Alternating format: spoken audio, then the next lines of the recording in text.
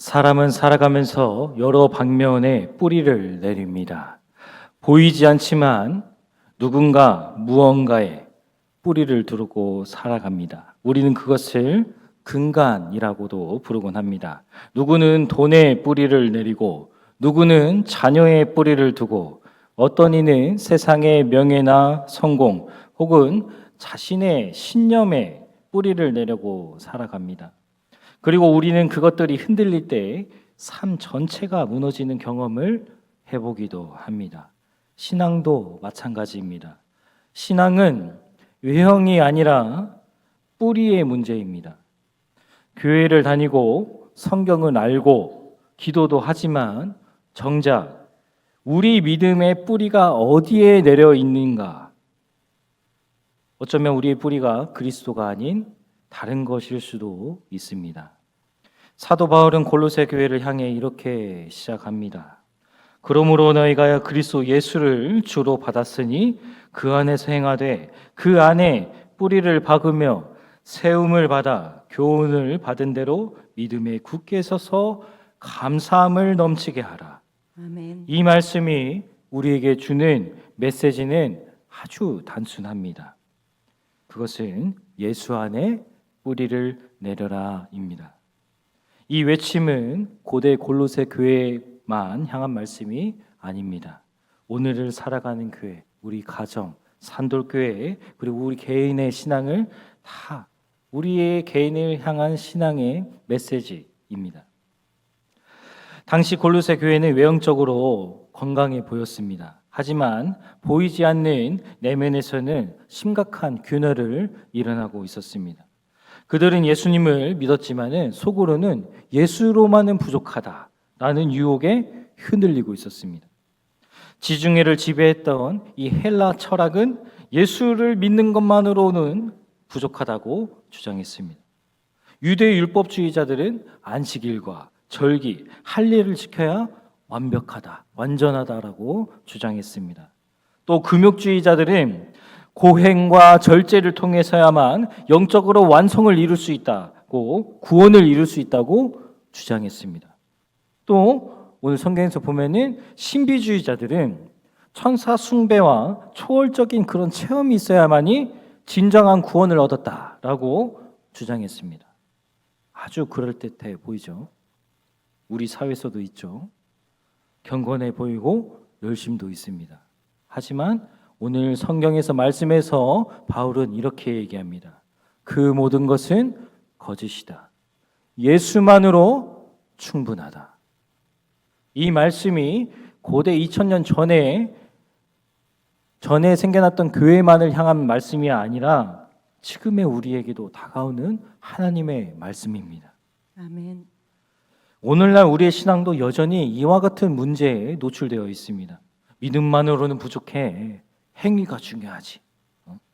예수는 좋지만 다른 명상과 다른 종교도 함께 섞으면 얼마나 좋아. 십자가만 말하지 말고 우리에게 당장 주어지는 행복과 축복과 그 말씀씨 좋은 언변으로 우리에게 그런 거를 기도해 줘야지. 교회 다닌 것도 중요하지만 먼저 세상에서 성공해야 교회 와서 떵떵거리며 살지. 이런 말들은 교회 안팎에서 우리 귀로 쉽게 들을 수 있는 말들입니다. 그리고 그 말들은 희한하게도 우리 마음속 한켠에 우리의 심령을 흔들기도 합니다. 그래서 바울은 오늘 말씀에서 이야기합니다. 그리스도 안에서 뿌리를 내려라. 바울은 식물의 이미지를 사용해서 오늘 말씀을 대변합니다. 뿌리를 박다, 이 말은 헬라어로 리조라고 하는데 이는 식물이 토양 가운데 깊숙이 내리는 과정을 이야기합니다. 그래서 눈에는 보이지 않지만 뿌리는 그 식물의 생명과 직결되죠. 뿌리가 약하면 조금만 바람이 불어도 흩어집니다. 뿌리가 깊으면 어떤 시련이 와도 흔들리지 않습니다. 우리의 신앙도 그렇습니다. 겉모습은 아무리 그럴 때 보여도 말씀 안에, 복음 안에, 예수 안에 우리의 신앙이 뿌리가 없다면 그것은 쉽게 쓰러지고 맙니다. 오늘 바울은 골로새서 2장에서 분명히 말하고 있습니다. 그리스도 안에는 신성, 모든 신성이 충만하게 거하고 있다. 그 말은 뭐냐면은 너희도 그 안에 충만해져 있다라는 말입니다. 하나님의 영이, 그리스도의 영이 우리 안에 이미 충만해 있다는 거예요. 그래서 율법의 정죄는 이미 예수님이 십자가에서 정죄했다, 제거됐다. 영적 권세도 그리스도가, 예수가 세상을 이겼다라고 바울은 이야기하고 있는 겁니다. 그러니 먹고 마시는 것, 절기, 신령한 체험, 이것들로 우리 스스로 정죄하지 말라.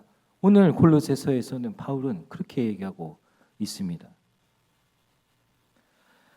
이 말씀 우리에게 강력한 메시지를 전합니다. 예수 하나로 충분하다. 아멘. 이 믿음 위에 서는 것이 오늘 우리가 담아야 할 신앙의 뿌리입니다. 오늘 이 말씀을 통해서 크게 세 가지로 주님은 말씀하고 계십니다. 첫 번째가 그리스도 안에 신앙의 뿌리를 내려라입니다. 우리 본문 6절, 7절 같이 한번 읽어보겠습니다. 그러므로 너희가 그리스도 예수를 주로 받았으니 그 안에서 행하되 그 안에 뿌리를 박으며 세움을 받아 교훈을 받은 대로 믿음에 굳게 서서 감사함을 넘치게 하라. 아멘.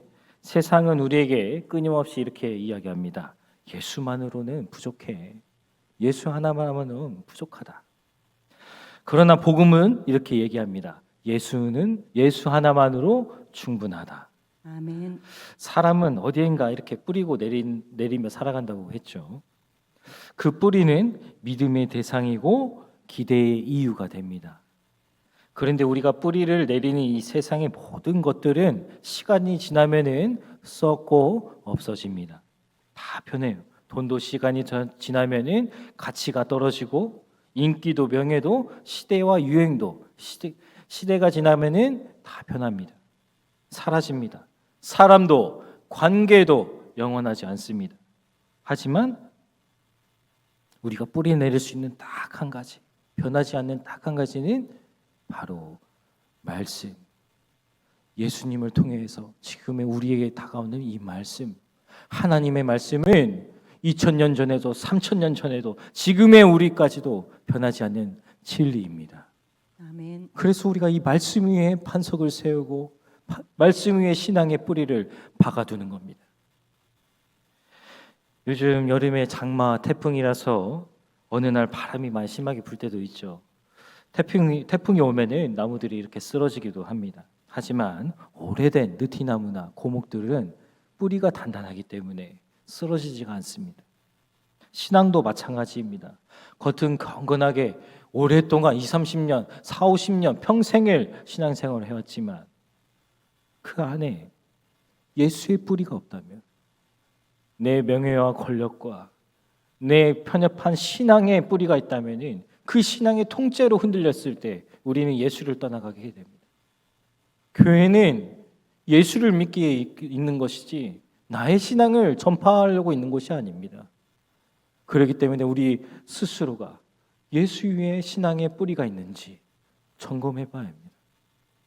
교회에 상처받았다고 예배를 그만두고 기도가 응답이 되지 않는다고 하나님을 떠나버리고 세상에 유혹이 많다고 예배 생활을, 경건의 생활을 그만해버리고 이 모든 것은 우리의 뿌리가 얕기 때문입니다.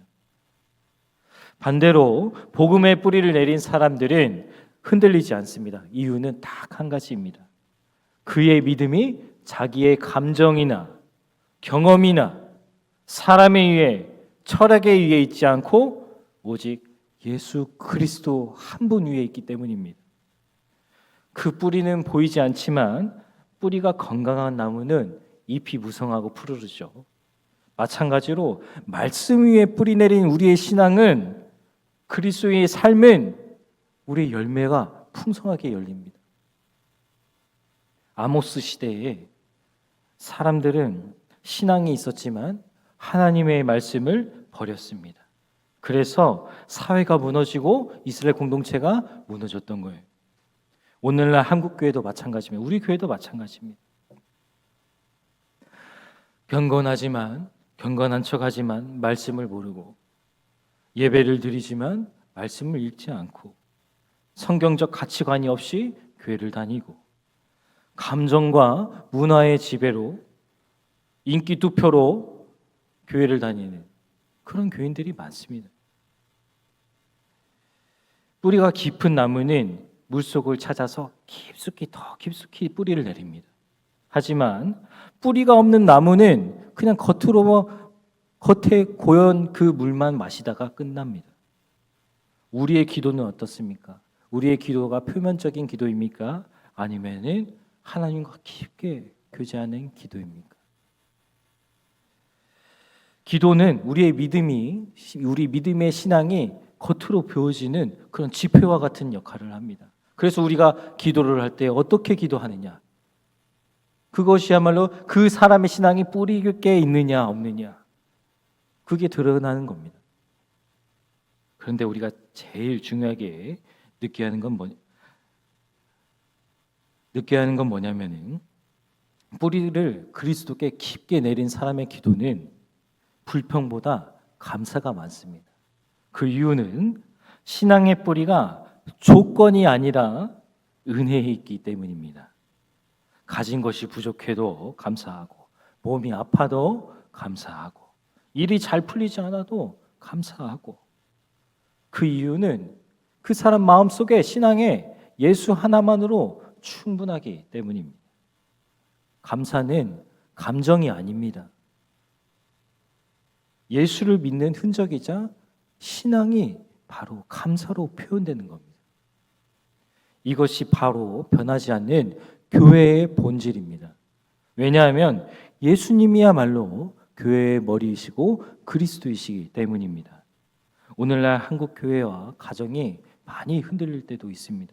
하지만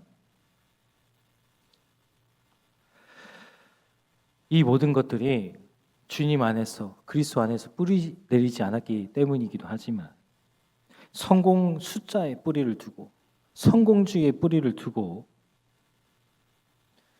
그랬던 우리의 신앙을 되돌아보고 회개하면서 이제는 다시 말씀 위에, 예수의 뿌리 위에 신앙으로 올라갈 줄 믿습니다. 아멘. 그렇게 됐을 때 우리의 고백은 이렇게 나옵니다.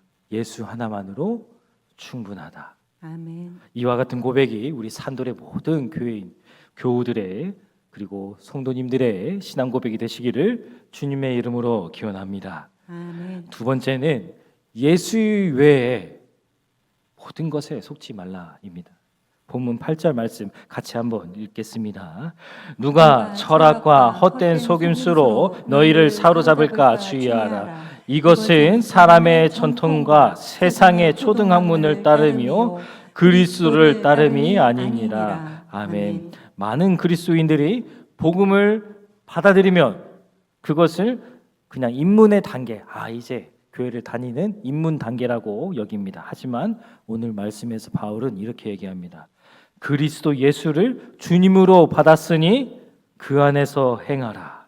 아멘. 그 말이 뭐냐면, 이미 복음은 시작과 끝이라. 이미 받아들인 그 순간 우리 안에 예수 그리스도의 신성이 충만하다. 그것을 우리가 느껴라, 경험하라, 이야기하는 겁니다. 그래서 복음은 입구가 아니라 길 전체입니다. 그래서 복음이 약해지면은 신앙이 흔들리고, 복음이 무너지면은 교회가 타락합니다.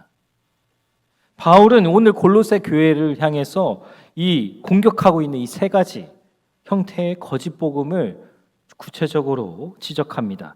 첫 번째가, 당시 헬라 세계에서는 철학이 종교보다 더 높은 권위를 갖고 있었습니다. 그래서 논리와 사변, 추론 등이 개인의 이 신앙보다 더 우위에 있었습니다. 그래서 그들은 이 복음 자체, 예수를 통한 이 복음 자체를 단순하고 유치한 그런 종교적 행태, 그냥 감정, 이 정도로 알고 있었습니다. 그래서 오늘날도 그런데 비슷한 것들이 있습니다. 믿는 것보다 이해하는 것이 중요해. 성경보다는 심리학이 더 중요해. 상담이 더 실용적이야. 복음도 시대에 맞춰 흐름에 바뀌어야지. 이런 말들이 우리가 심심치 않게 듣고 있죠. 이처럼 하나님의 말씀보다 더 인간의 이성을 높게 사는 죄성이 우리 주변 속에 숨겨져 있습니다. 결국 철학이 실용성이 예수를 대체하고 인간의 논리가 복음을 대체하고 있습니다. 하지만 바울은 본문에서 단호하게 우리에게 이야기하고 있습니다. 그리스도 안에는 신성의 모든 것들이 충만해져 있다. 아멘. 아멘. 이거를 믿는 사람은 예수 하나만으로 충분한 겁니다. 다른 게 필요가 없어요.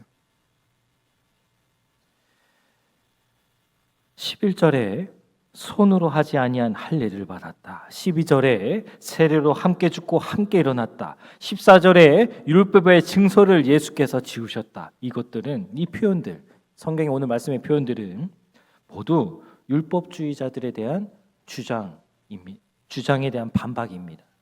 그래서 그들은 예수 믿는 것만으로는 부족하고 할례와 절기, 안식일 같은 율법적인 행위가 더 거룩한 신앙을 만든다. 그렇게 주장했습니다. 그런 이 모습이 오늘날 우리에게도 나타나죠. 성경은 1.1획도 틀리지 않았어. 그래서 그렇게 믿는 것이 좋은 믿음이야. 의심하지 마. 궁금해하지도 마. 죄 짓는 일이야. 매년 우리 이렇게 부선을 해왔으니까 너도 이렇게 봉사해야만 해. 이것이 힘들면은 내 믿음이 부족해서야, 힘들어서야. 그래서 내가 신앙이 그 정도이니 방언을 못하는 거야. 세상에 먹고 마시는 거 똑같이 한다니 너 어디 가서 교회 다닌다고 하지 마.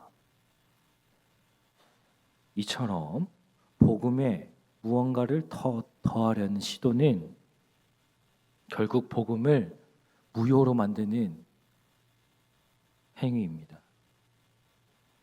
바울은 오늘 말씀에서 분명히 얘기하고 있습니다. 율법의 모든 정죄는 이미 예수님께서 십자가에 다 못 박아 죽으셨다. 대속되었다. 18절에 천사 숭배를 주장하며 보지 못한 모든 것들을 의지하고 헛되이 과장하고 라고 있습니다. 이 당시 골로새 교회는 영적 체험을 통해서 더 높은 차원의 신앙을 추구했던 것 같아요.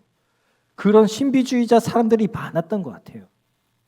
천사 숭배는 실제로 하나님과 예수 그리스도의 그 유일성을 훼손하는 그런 행위였습니다. 오늘날 교회에서도 유사한 현상이 많죠. 성령을 체험하지 않으면 구원이 부족한 거야. 영적으로 십자가를 통과해야만 구원을 얻을 수 있어. 영적으로 쇠약하면은 믿음이 약한 거야. 환상과 예언을 봐야 진짜 하나님의 사람이야. 진짜 성숙한 거야. 라는 말로 우리 예수 그리스도의 십자가와 사랑을 훼손하고 있습니다. 물론 체험이 아무것도 아니라는 게 아니에요.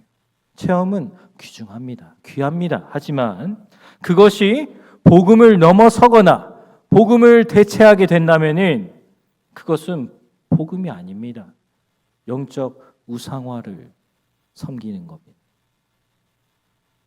바울은 19절에서 분명히 이렇게 얘기합니다. 머리를 붙들지 아니한 자는 교만한 자다. 그 머리가 누굽니까? 바로 예수님입니다. 예수님을 붙잡고 나아가지 않는 사람은 교만하다. 바울의 고백입니다. 왜 교회는 종교인들은 예수 외에 더 이외의 것을 더하려고 하겠습니까? 이유는 단순합니다. 예수로 충분하다는 이 복음이 너무나 단순하고 은혜롭고 너무 겸손하기 때문입니다. 그래서 우리는 때로가 뭔가를 더 해야만이, 더 공로를 쌓아야만이 자격이 있다고 생각합니다. 하지만 복음은 전혀 다른 방식으로 구원을 이야기합니다. 너희는 아무것도 할 수가 없어. 우리는 아무것도 할 수 없답니다. 대신 누가 합니까? 오직 예수만이, 오직 예수님만이 할 수 있다. 아멘. 그 얘기를 하고 있습니다. 우리 같이 이 부분을 같이 한번 읽어볼까요?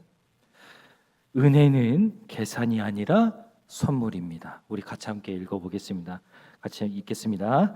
은혜는 계산이 아니라 선물입니다. 역사적으로 교회는 항상 예수 이외의 것을 기대려는 유혹과 싸웠습니다. 중세 가톨릭 시대에는 예수만으로는 구원받지 못하고 성례전, 이 성사를 반드시 따라야 구원을 받는다고 했습니다. 루터 종교 개혁자들은 그의 반기를 들면서 오직 예수, 오직 믿음을 외치면서 맞섰습니다. 20세기 미국에서 부흥된 복음주의는 예수와 성공주의를 합쳤고, 21세기에 나타난 한국의 복음은 예수와 기복신앙을 더하고, 예수와 집단 이기주의를 더하고, 예수와 자기 실현의 목표를 더하고, 이런 왜곡된 신앙을 지금의 현대교회는 답습하고 있습니다. 이 모든 흐름에서 바울은 오늘 말씀에서 분명히 이야기하고 있습니다. 속지 마라. 우리 마음속에, 우리 신앙에 예수 한 분이면 충분하다. 요즘 시대에 투자의 시대, 금융의 시대라고 하죠. 너나 나나 할 것 없이 투자를 다 합니다. 그 투자를 하지 않으면 도태된다고 말하죠. 그렇지만 이 시대에 더 기승을 부리는 것이 바로 금융사기입니다. 왜 그럴까요? 처음에는 의심하다가도 이것이 특별한 투자입니다. 저희가 특별하게 알려줄게요. 그런 걸 얘기합니다. 사람들이 혹하죠. VIP만 받을 수 있어요. 이렇게 얘기합니다. 신앙도 마찬가지입니다. 당신의 평범한 그런 경건으로는 안 돼요. 교회에서 이것저것 해야, 당신이 공로를 쌓아야 구원받을 수 있어요. 하지만 복음은 이렇게 얘기합니다. 그리스도 안에서 너희는 이미 충만하다. 아멘. 예수님께서 너희를 위해서 이미 죄를 사하시고 우리를 위해서 십자가에서 정죄를 단번에 끊으셨다. 아멘. 예수님 한 분이면은 충분합니다. 아멘. 예수 하나면 완전합니다. 이 어떤 것 외에 그 위에 쌓을 수가 없습니다. 우리의 마음이 예수님의 정신과 마음을 닮아서 교회를 자발적으로 섬기고 겸손해지고 서로의 신앙을 존중해주고 오직 십자가 위에서 말씀의 반석 위에서 신앙을 세워가는 그런 복된 그리스도인이 되시기를 주님의 이름으로 기원합니다. 아멘. 사랑하는 산울교회 모든 교우 여러분, 오늘 우리 말씀에서 골로새서 2장 6절부터 19절까지의 이 말씀을 통해 우리 그리스도의 예수 안에서 뿌리를 내리고 세움이 어떤 것인지, 오직 그리스도 안에서 충만함을 왜 누려야 하는지 같이 함께 말씀을 나눠봤습니다. 세상의 철학과 헛된 속임수가 우리 교회를 위협하고 율법적인 규례들이 성도들의 양심을 짓누르고 거짓된 신비주의가 우리의 신앙을 혼란스럽게 하는 이 시대 속에서도 우리의 신앙이 흔들리지 않고 중심을 지킬 수 있는 단 한 가지의 방법은 예수님께 뿌리 내리는 것뿐입니다. 아멘. 우리 성경은 말하고 있습니다. 너희가 그리스도 예수를 주로 받았으니 그 안에서 행하라. 아멘. 사도 바울은 이 골로새 교회를 향해 눈물로써 호소하고 있습니다. 아무도 너희를 철학과 속임수로 노력하지 못하게 하라. 이 말씀은 우리의 시대도 마찬가지입니다. 우리 교회를 위협하는 여러 요소들은 겉으로는 그럴듯하게 지식과 영성으로 포장해서 들어옵니다. 하지만 우리 주님께서는 이렇게 말씀하십니다. 우리 마음속 안에 예수님 하나로 충분하다면은 우리가 서로 존중하고 이해하고 서로 사랑할 수 있다. 이미 예수님께서는 말씀을 오신 육신이시기 때문에 우리가 이 말씀을 통해서 세워간다면 서로가 서로를 신앙 안에서 예수님 안에서 하나가 되고 선을 이루면서 협력할 수 있다. 우리 산돌교가 이 지금 걷고 있는 모든 과정들이 주님 안에서 예수 안에서 그리스도 안에서 굳건히 반석 위에 세우시기를 주님의 이름으로 축원합니다.